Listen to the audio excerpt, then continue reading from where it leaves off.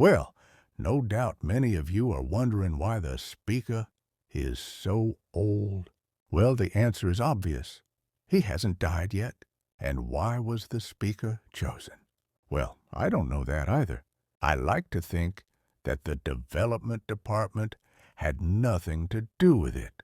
Whatever the reason, I think it's very fitting that I'm sitting here because I see one crowd of faces in the rear not wearing robes.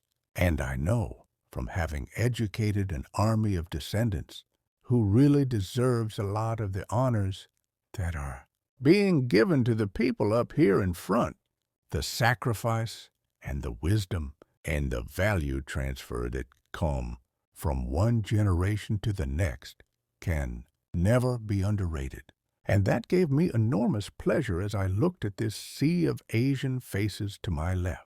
All my life, I've admired Confucius. I like the idea of filial piety, the idea that there are values that are taught and duties that come naturally, and that all that should be passed on to the next generation. And you people who don't think there's anything in this idea, please note how fast these Asian faces are rising in American life. I think they have something. All right, I scratched out a few notes. And I'm going to try and just give an account of some ideas and attitudes that have worked well for me. I don't claim that they're perfect for everybody, although I think many of them are pretty close to universal values, and many of them are can't-fail ideas. The importance of lifetime learning, it means that you're hooked for lifetime learning. And without lifetime learning, you people are not going to do very well. You are not going to get very far in life based on what you already know. You're going to advance in life by what you're going to learn after you leave here. If you take Berkshire Hathaway, which is certainly one of the best regarded corporations in the world, and it may have the best long-term investment record in the entire history of civilization, the skill that got Berkshire through one decade would not have sufficed to get it through the next decade with the achievements made. Without Warren Buffett being a learning machine, a continuous learning machine, the record would have been absolutely impossible. The same is true at lower walks of life.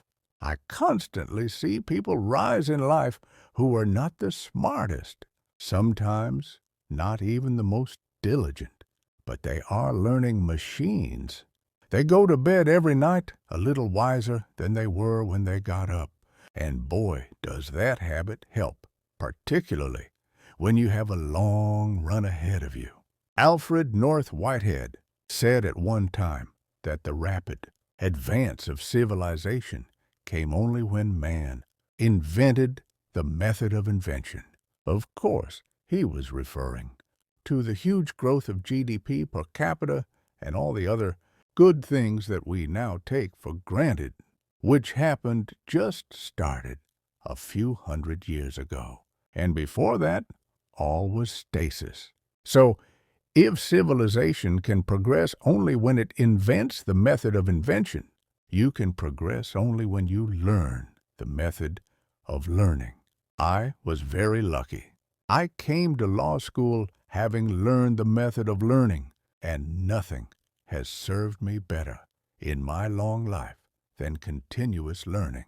And if you take Warren Buffett, if you watched him with a time clock, I would say half of all the time that he spends is just sitting on his ass and reading, and a big chunk of the rest of the time is spent talking one-on-one, either on the telephone or personally, with highly gifted people whom he trusts and who trust him. In other words, it looks quite academic, all this worldly success. Academia has many wonderful values in it.